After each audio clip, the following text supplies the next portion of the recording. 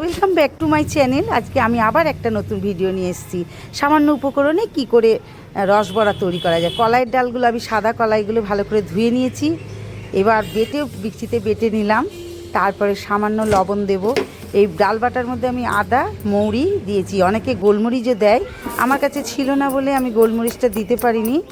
এবার ডালটাকে ভালো করে খুব করে ফাটাতে হবে, যাতে ডালের বড়াগুলো ফোলে আর কি, বড় বড় হয়। এইবার তেল গরম করতে দিলাম আমি গ্যাসে। তেলটা গরম হোক।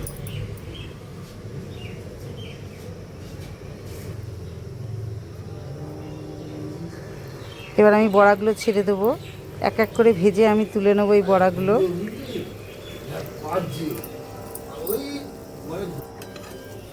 এদিকে আমার রসটা হয়ে গেছে, আর একটু ফুটতে দেবো রসটাকে, দিয়ে ঠান্ডা করব। গ্যাসটা আমি অফ করে দেবো। এবার ফুটে গেলে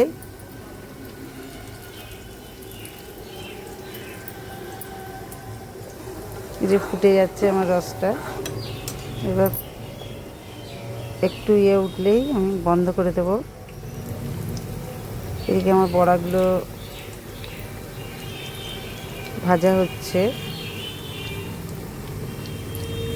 সামান্য উপকরণ, বাড়িতে যা থাকবে তাই দিয়েই করবেন, তাতেও ভালো লাগবে আর খেতে সত্যি সুন্দর হয়। আর শীতকালে তো বেশি ভালো লাগে। সেটাকে রেখে দিয়ে সকালবেলায় যদি কাজে বড়া ভাজা আমার হয়ে গেছে।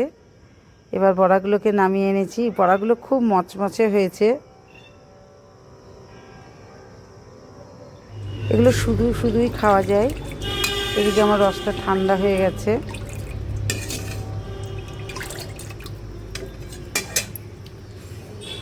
সব থেকে ভালো হয় এইগুলো। এবার আমি দিয়ে দেবো বড়াগুলো দিয়ে একটু নাড়াচাড়া করে ঢেকে দেব। সব থেকে ভালো হয় কলাইয়ের ডালটাকে বেটে ভালো করে চাপা দিয়ে আধ ঘন্টা রেখে দিলে আরও সুন্দর হয় রসবড়া। এবার আমি এখানে 15 মিনিট বা 20 মিনিট পর্যন্ত আমি ঢেকে রাখবো বড়াটাকে।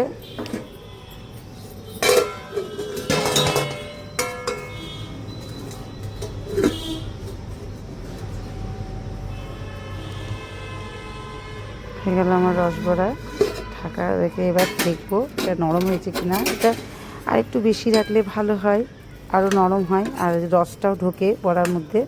খুবই টেস্টি হয়েছিল খেতে। আমি নিজে তো পিঠেপুলি বানাই না কোনো দিনই, এটা আমার খুব শখ করে বানানো। তা আমার মা আমার ভাই খেয়ে বলছে ভালো হয়েছে। ভিডিওটি ভালো লাগলে লাইক শেয়ার কমেন্ট অবশ্য করেই করবেন। দেখেছি নরম হয়ে গেছে বড়াগুলো।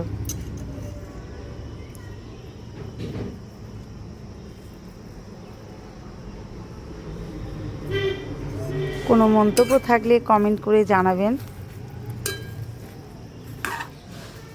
পারি না আমি করতে, সবাই ভালো পারে অনেকে। টাটা।